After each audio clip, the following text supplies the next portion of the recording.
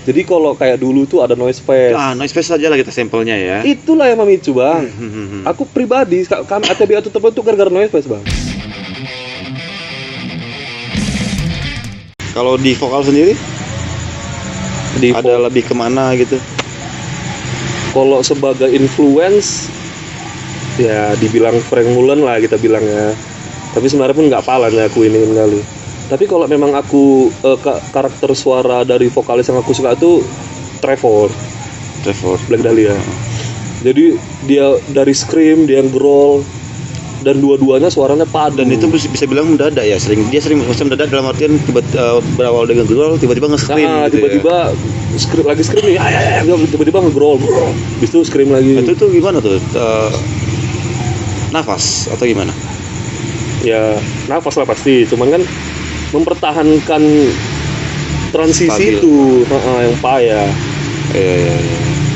Jadi kayak siapa lah ya, ada vokalis The Devil Wears Prada namanya. Oh iya. Satu lagu pernah aku dengarkan dia tuh kayak dari yang scream dia berubah tiba-tiba jadi growl. Ada nggak dibuat karakternya si Trevor itu ke Fargochi sendiri? Atau dilarang sama sekali? Nggak pandai aku menirukannya. Nggak pernah nyoba gitu? Nggak pandai aku screamnya. Oh, screamnya, masalah di scream ya? Screamnya, kalau growlnya kan setiap orang kan punya diafragma berbeda-beda. Mungkin tipikal dia seperti itu growlnya. Begitu aku coba beda. Nah untuk growl sendiri, aku pribadi memang suka, cuman aku nggak mau mendalamin hal itu. Growl yang kayak gitu aku nggak mau dalamin. Tapi memang kalau aku nilai sih emang lebih ke Frank ya, suaranya ya, karakter suaranya. Kalau kata Bang Iring lebih ke Cannibal Corpse. Cannibal ya. Aku sih ke Frank sih bilangnya. Karena emang dapat, karena ada dulu kalau nggak salah Growsick. Tapi Growsick dia ke Suffocation sih. Suffocation. Itu kan lumayan, itu karakternya lebih ke guttural gitu ya? Atau gimana tuh? Growsick lebih ke Safo dia. Dan itu kan ke Frank kan. Frank Frank zaman dulu sama zaman sekarang beda loh suaranya. Kalau dulu kan kayak yang ada kayak mana dibilangnya, aku susah jelasnya itu. Idu, salu gitu-gitu kan. Sampai sekarang lah, sampai terakhir ya? dia ini. Cuman memang yang terakhir ini dia udah mulai ngurangin ganasnya karena kan udah tua juga kan. Makanya dia begitu cabut dari Safu udah langsung ada yang gantiin. Album terakhir kan dia hanya sedikit aja take vokalnya. Udah banyak yang baru, siapa namanya lupa. Yang vokalis barunya itu ya. Kalau ini kalau kembali ke masa lalu nih Den. Dennis gila-gila ngebandnya itu kan di tahun-tahun masih awal SMA nge-grade, baru kuliahnya mulai metal lah gitu kan. Iya. Pernah nggak terganggu masa sekolah atau masa kuliahnya itu? Pernah Bang. Dengan kuliah lah Bang, hancur. Yang aku sempat deo nggak? Aku yang cabut, nggak masuk lagi. Di Harapan 2007. Gara-gara pengen main-main, ceng kuliahku. 2009 aku kuliah lagi di Stik P. Nah di Stik P itu sibuk-sibuk ngeband, alhasil 2017 baru tamat. Tapi masih stay di situ kuliahnya. Masih 8 tahun diterima lah ya. Jadi kok udah dari SMA sampai aku tamat kuliah tuh 10 tahun lah. Baru aku selesai studi. Itu paling parahnya di saat ngapain tuh? Maksudnya sampai nggak ngeband nggak kuliah atau nggak masuk kuliahnya itu karena pas mau manggung atau apa ya? Gila-gila kopongan kita ya. Gila-gila nongkrong lah dulu, begadang sampai pagi sama si Apit. Deket kali sama dia dulu kan. PS ya. Main PS, warkop, aduh semua lah Bang. Uang kuliah pun gue makan ini. Capek lah. Bu, Pak. Jenis. aduh. Masalah itu masa transisi itu lah ya kan ke hardcore ke deathcore itu. Yang paling mempengaruhi Dennis bisa ke death metal itu kan berarti Fargochi tadi itu ya. Iya, bisa Bang Iring. Bang Iring ya. Momoknya tuh Bang Iring. Yang paling ada nggak masa yang paling parahnya di Fargochi itu sama yang masa paling yang happy-nya di Fargochi itu? Yang paling bukan parah sih, maksudnya kayak mengesalkan lah. Ya sama Bang Iring juga aku sering kesal. Dan itu puncaknya pas kami lagi recording album Tribe itu. Oke. Jadi di Medan deh. Iyalah. Recordingan di rumah dia. Jadi dia kan tipikal yang perfeksionis. Harus gini, mesti gini. awak yang ya udahlah macam terus serius sekali gitu kan. Alhasil waktu lagi take vokal nggak cocok aku. Udahlah aku cabut lah dari sini, gue bilang dari band ini. Oh, maksudnya bilang keluar dari band, bukan keluar dari recording itu Enggak. Pulang dulu gitu enggak ya? Enggak. Recordingnya apa? Bandnya ya? Nah, cabut lagu, enceng lagu gue bilang. Itu udah kerja udah kayak mana ya? Berapa lagu tuh take udah? Tinggal satu lagi tuh bang. Oke. Dari 9 lagu tinggal satu lagi. Itu udah di bawah label Amstreng tuh, Amstreng Iya, Record. iya. Jadi aku keluar tuh, enceng lagu. Aku putus komunikasi sama Pargoci sama sekali. Berapa lama tuh? Hampir sebulan nggak salah. Oh iya. Berarti recording terbengkalai. Terbengkalai. Nggak lama ditelepon lagu sama dari Bang Amstreng. Om Santo. Hmm. Orang teleponnya, Den, kenapa sih gini-gini? Udahlah, baliklah, selesaikanlah dulu. Ya sebagai apa tanggung jawab lah gini. Ya udah maafkan lah, segala macam lah kan. Ya udahlah bang, ya udahlah om gue bilang. Ya nanti besok aku ngomong sama Bang Iring. Udah, ngomong lagi, lanjut lagi udah balik lagi lagu nih. Sempat kemarin tuh kalau nggak salah aku mencoba audisi vokal Pargoci, mencoba yang lain. Oh. Hasil mungkin karena nggak kena kan.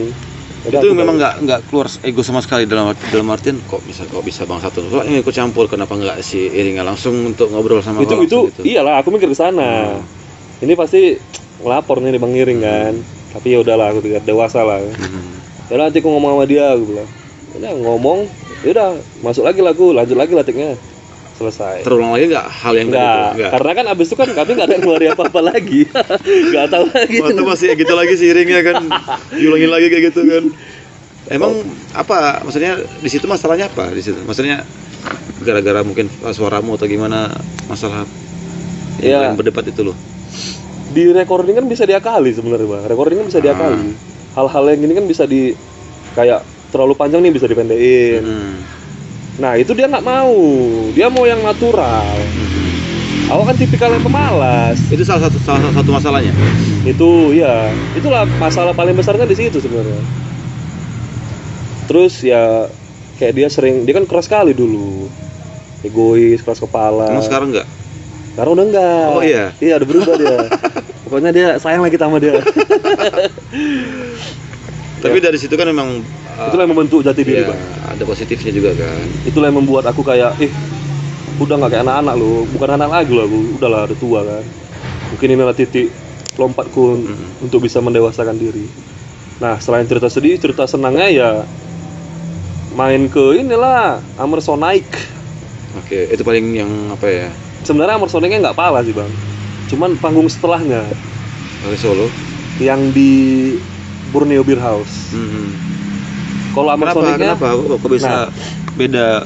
Malah panggung kecil yang ya, kalau Amersonicnya udahlah kan kita bilang, ya itu udah perhelatan gebiar akbar segala macam lah besar, artis-artis datang, ya semua orang pasti senang kan. Tapi aku mikirnya biasa aja ya semua orang senang sama perasaan sama yang lain. Aku harus cari apa yang membuat ini lebih spesial lagi. Rupanya begitu kena di Kemang di Borneo. Jadi kami main sebagai bukan opening sih, kayak open showcase-nya Trojan. launching tuh. Showcase aja bang. Masuk ke saja. Hari Senin tuh. Hari Senin datanglah kami ke sana. Udah, itu yang main ada 4 band. Masticator, Pargoci, terus Trojan, satu lagi aku lupa nama bandnya. Oh ini Piston. Udah, duduklah di bar itu. Yang aku suka ada di sini bang. Bar ini kecil nih. Yang di situ tuh orang-orang penting semua. Bukan orang penting dalam arti skena keras, musik keras tuh di situ semua gitu, kayak Gorus, vokalisnya Fiskra, si Egi, ada si Aslan Hellcrash, ada Marginal, Taring Babi, ada si Ronald Carnivore, semua lah ya, termasuk band-band yang main kan kayak Trojan. Di situ aku bisa lebih kenal dengan mereka satu persatu. Karena secara dekat ya. Iya, karena kan kalau di Amersonic ini kan kayak ajang unjuk gigi nih, kita nggak mau dipandang kecil sama yang lain. Iya sih. Jadi kayak, jangan aku lebih bagus daripada kau nih ya, gitu. Dan lokasi juga terlalu luas untuk interaksi kurang ya. Iya, banyak yang menjadi pencuri perhatian kalau kita bisa mau fokus sama satu. Nah disitulah aku bisa lepas bang. Berarti kau nganggap yang spesial itu bukan panggungnya ya, maksudnya Enggak, Bang. lebih ke interaksi ke teman-teman iya. yang lain di sana ya. Karena itu emang lebih jelas sih kita ngobrolnya. Iya. Nah, dan di situ juga lah Pargoci rekor bawa 9 lagu. Oh iya? Nggak pernah kami bawa 9 lagu. Full langsung main ya. Full. Di situ Bang Iring udah tangannya getar-getar, pika jatuh, udah mau mati. Aku mau bantu tuh, next song. Ntar lah Den, capek Den, kata Bang Iring di belakang. Iya gue. Saking senang aku pengen ditonton sama teman-teman tolan ini, Pargoci ini siapa. Secara dekat lagi nontonnya ya kan.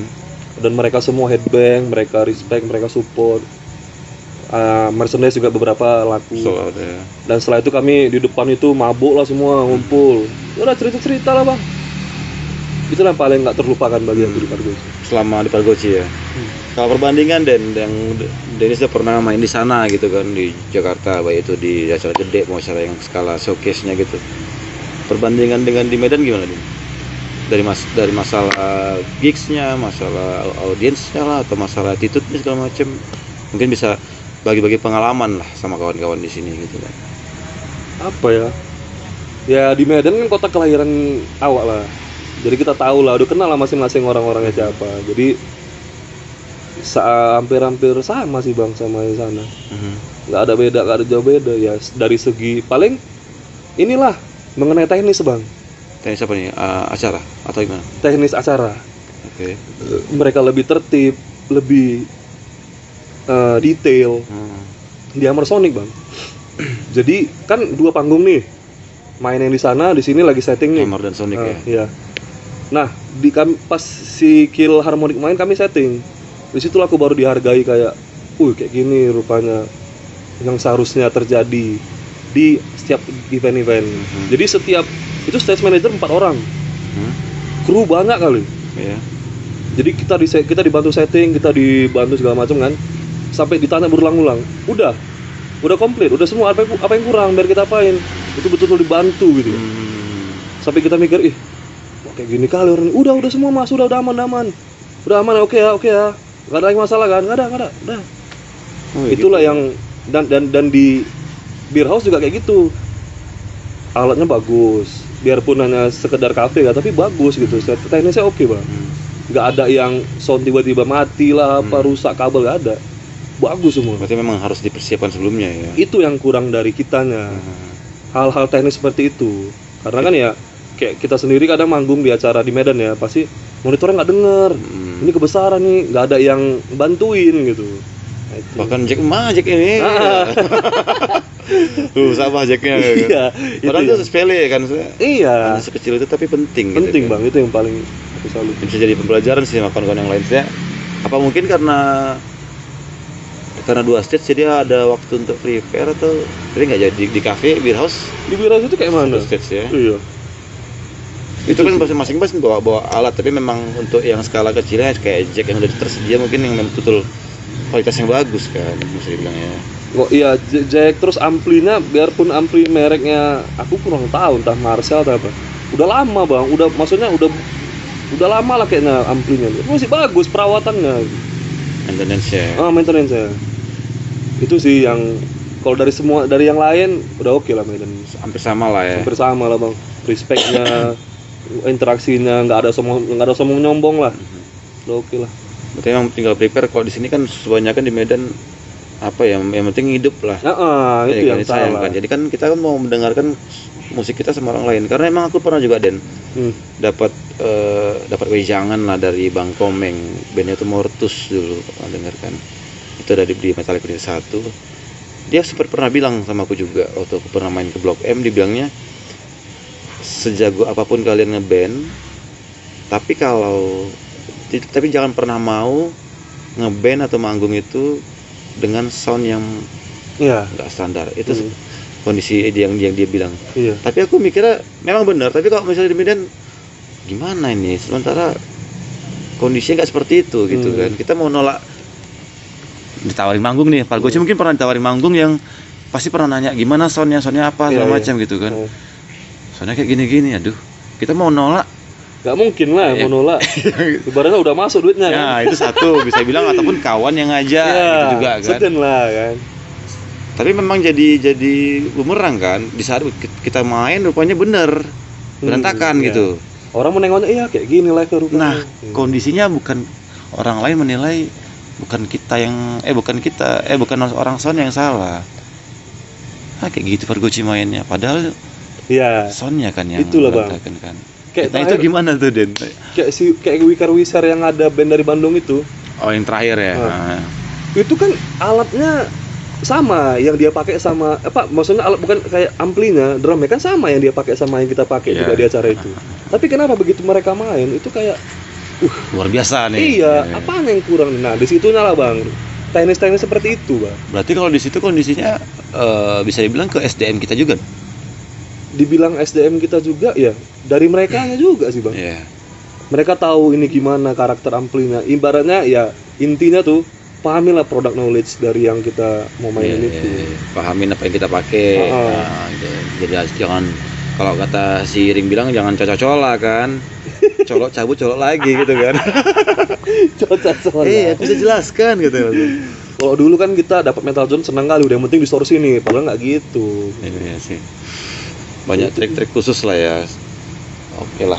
Den, thank you Den, udah hampir sejam juga kita ngobrol Den. Thank you waktunya kemari, thank you udah sharing-sharing sama kita di sini. Mudah-mudahan apa yang kalian dengar, apa yang kalian lihat bisa diambil positifnya lah, Ya, ya kan. tunggu sebelum di closing nih. Oke. Satu hal yang pengen Ini gue bilang. pesan-pesan nih ya. Ya, Oke. kita kan tahu skena metal Medan ini surut lah berapa tahun terakhir. Mhm. Banyak yang nanya, apa penyebabnya? Iya sih, iya. Apakah gara-gara talentnya atau kepedulian dari setiap pegelutnya atau vendor Audiensnya. gigsnya? Kalau menurut aku, Bang, kita harus punya yang kayak Hammer Sonic satu aja di Medan. Kayak maksudnya orang yang kayak Ravel. Pengen acara seperti itu atau pengen ada orangnya?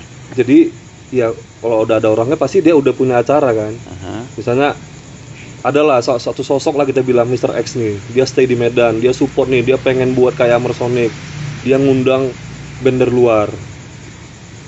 Nah, inilah yang memicu banyak faktor-faktor yang hilang dari skena ini. Ini Satu, nggak jadi closing nih ya, sorry, ntar lagi ya closingnya. satu band-bandnya. Contohnya Indonesian Dead Fest kemarin, tiba-tiba banyak band-band baru muncul. Iya. Itu satu. Jadi ini bisa memicu band-band yang lain, adik-adik atau kawan-kawan yang lain itu bisa buat lagi. Ibaratnya gigs skalanya agak lumayan lah ya, Iya. namanya ya. Ya, bisa muncul kembali. Dan yang kedua, venue. Jadi gara-gara misalnya terjadilah nih Palu Sonic kita bilang atau Palu apalah Oke. gitu, Hammer Sonic lah kan. Terjadilah di Medan, diurutin nih tiap tahun. Ini bakal bisa membuat venue-venue yang di Medan ini muncul kembali. Jadi kayak, kita buatlah yang kayak Hammer Sonic itu yuk.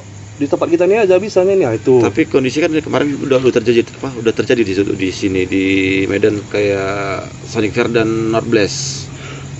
Kan nggak rutin, kan nggak ada lagi. Tapi pada saat itu kan rame, Bang. Ya. Tapi kalau perkara band itu kan Kan bisa dibilang kan seleksian kan. Nah, event itu yang menyeleksi. Aha. Padahal kalau dia buka open, pasti rame.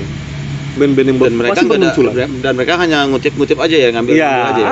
Nggak kan open mereka ya. memilih, bukan ayo semua yuk, nggak ada gitu. Berarti kau pengennya ada festival yang bisa dibilang untuk melibatkan semua band. Iya, tanpa syarat, tanpa demo, tanpa ini. Itu pasti muncullah venue-venue dan band-band itu.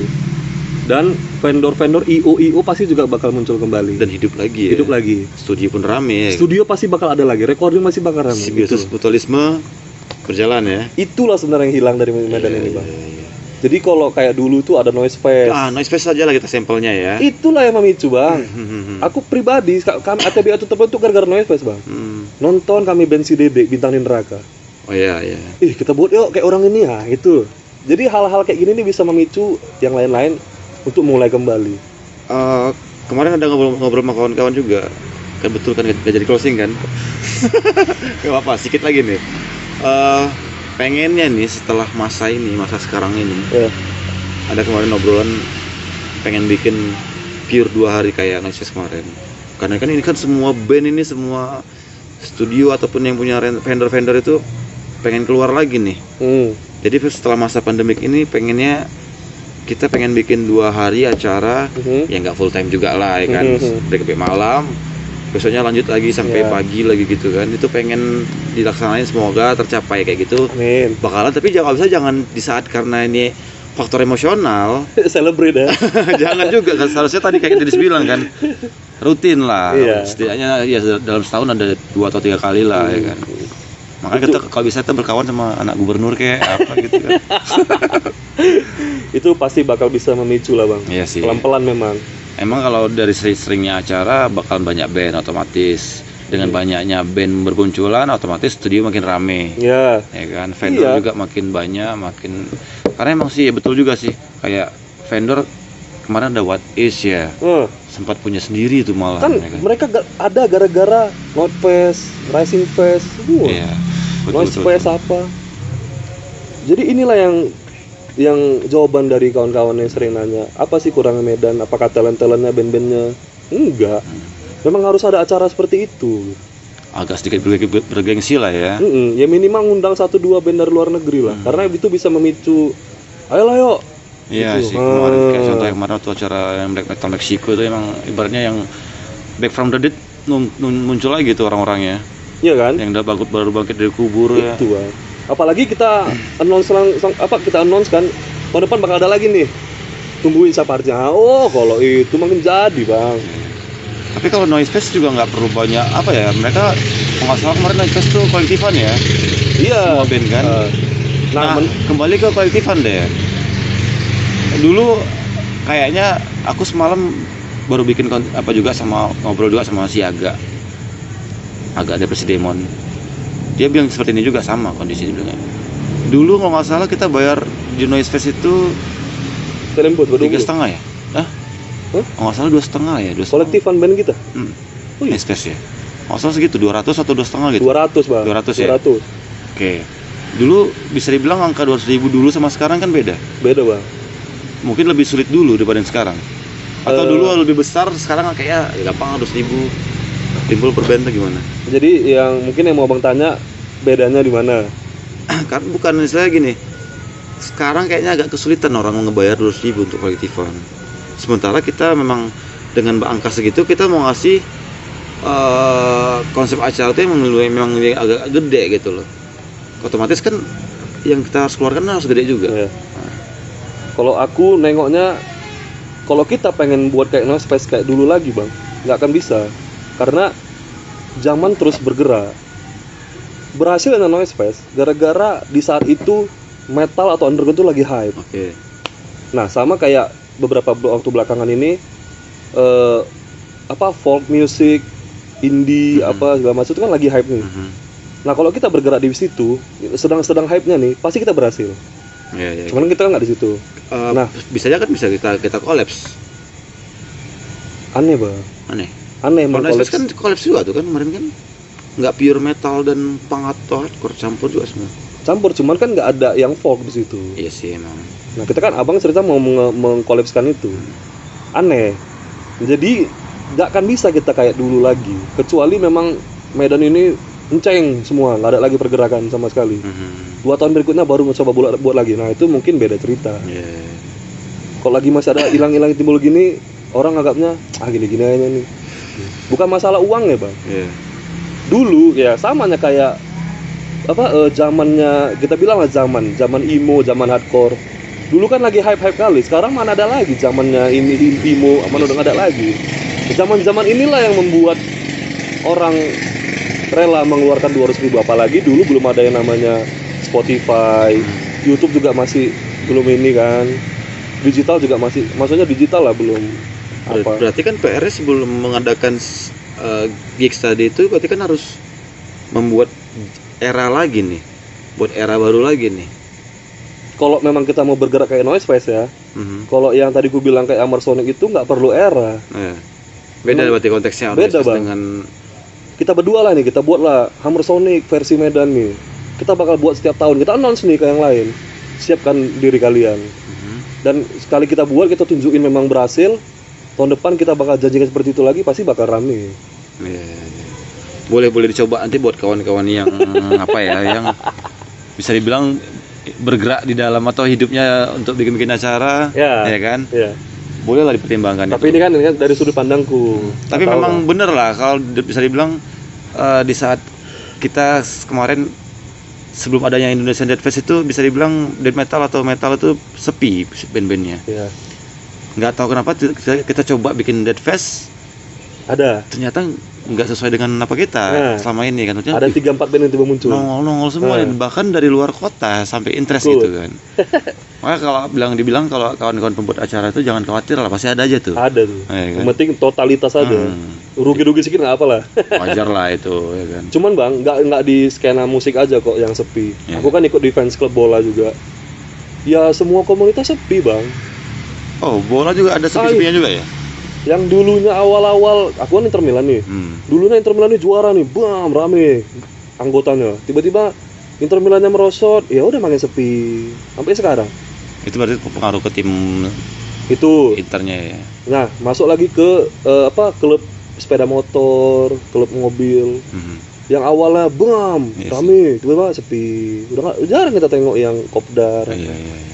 Jadi memang saat ini tuh lagi surut semua komunitas. Tapi bukan berarti surut kita harus resign dari apa Jangan. yang kita jalanin ini gitu kan, tetap stabil aja lah. Stabil. Wajarnya tuh ada naik turunnya, Wajar lah. gelombang kehidupan. Kayak si DC bilang membunuh digital atau dibunuh digital. Iya, tahu. Gitu. Apakah kita siap membunuh digital atau digital yang membunuh kita? Makanya komitmen kita harus dipertahankan di situ ya. Ikuti pergerakan zaman lah. Mau nggak mau harus diterima sih itu emang. Mau live Instagram berhasil di negara orang, kita coba di sini. Gitu-gitulah bang. Iyalah, oke Den. Itu tadilah wejangan dari Dennis. Ya. Yang positif diambil, yang buruknya nggak usah. Pandai-pandai kalian lah itu ya. Kalau ada yang salah-salah cakap aku tadi, Iya. mohon maaf lah kalau ada yang tersinggung. Tapi memang itulah gunanya di cerita kawan ini, emang harus jujur ya kan.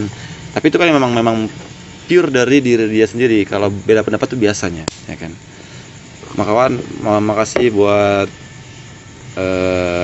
tontonannya yang nggak seberapa ini. Makasih buat Dennis yang udah mampir kemari.